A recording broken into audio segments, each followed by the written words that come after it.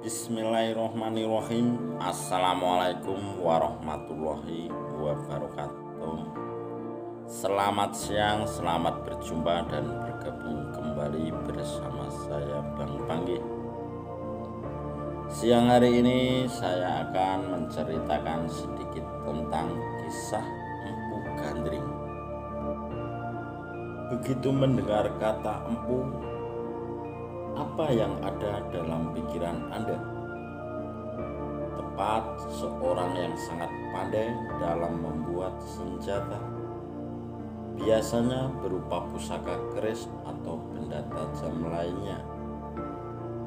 Empu dianggap sebagai orang yang sakti dan mampu membuat senjata mematikan dalam waktu yang relatif singkat, seperti yang dilakukan Empu Gandring, yaitu seseorang pembuat senjata yang tenar di area kerajaan Singosari. Empu sebenarnya bukan orang yang membuat keris saja. Sejatinya ia adalah orang yang memiliki kekuasaan besar, memiliki kepemilikan atas banyak tanah dan harta. Terpenting lagi, seorang empu biasanya orang-orang yang sangat terpelajar, seperti halnya Empu Gandring yang merupakan orang pandai di zamannya. Berikut ini kisah Empu Gandring yang pernah membuat keris paling sakti se-Nusantara, bahkan memiliki kutub mematikan yang masih menjadi misteri hingga sekarang. Empu Gandring adalah sebutan orang yang sangat pandai membuat senjata di daerah Lulumbang, yaitu sebelah utara kota Welingi, Blitar. Di tempat ini ia banyak membuat senjata yang merupakan pesanan dari banyak petinggi yang berkuasa di kawasan Jawa Timur. Dikisahkan dalam para raton atau kitab raja, Ken Arok sedang mencari senjata ampuh untuk membunuh majikannya yang bernama Tunggul Ametung. Akhirnya ia dikenal kepada Empu Gandring oleh Bango Samparan yang merupakan ayah angkat Ken Arok. Bango Samparan yang tinggal di Klauman, Blitar, membawa Ken Arok menemui Empu Gandring. Pria yang terobsesi dengan kekuasaan Singosari ini akhirnya memesan keris yang bisa membunuh orang dalam sekali tusuk. Empu Gandring akhirnya menyetujui permintaan itu dan berjanji akan membuatnya dalam waktu setahun. Saat itu tiba Ken Arok bisa kembali ke Lulumbang untuk mengambil keris sakti yang dipesannya.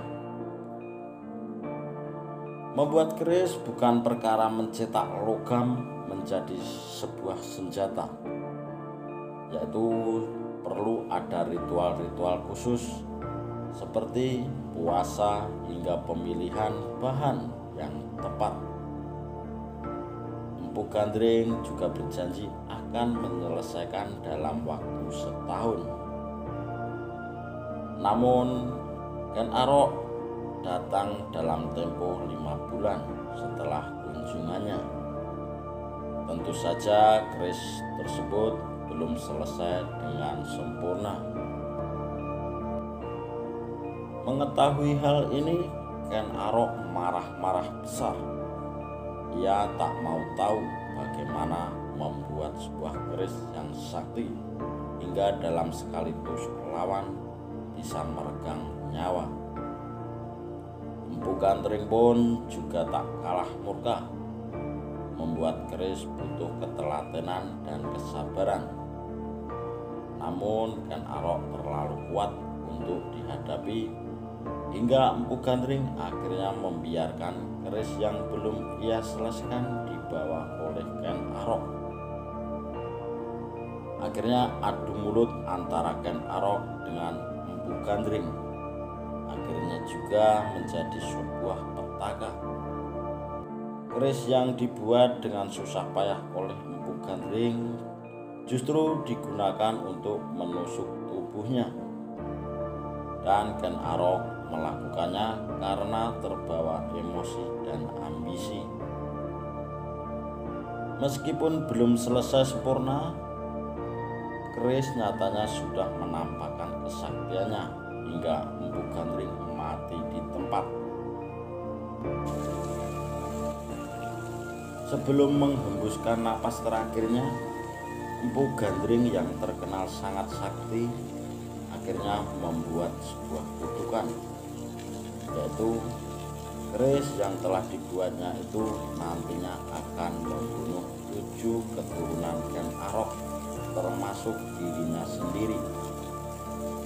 Mendengar hal itu, Ken Arok tak gentar dan tak peduli, hingga ia memutuskan kembali ke Tumapel untuk merebut kekuasaan Tunggul Ametung. Kutukan Empu Gandring ternyata tak sepenuhnya bekerja.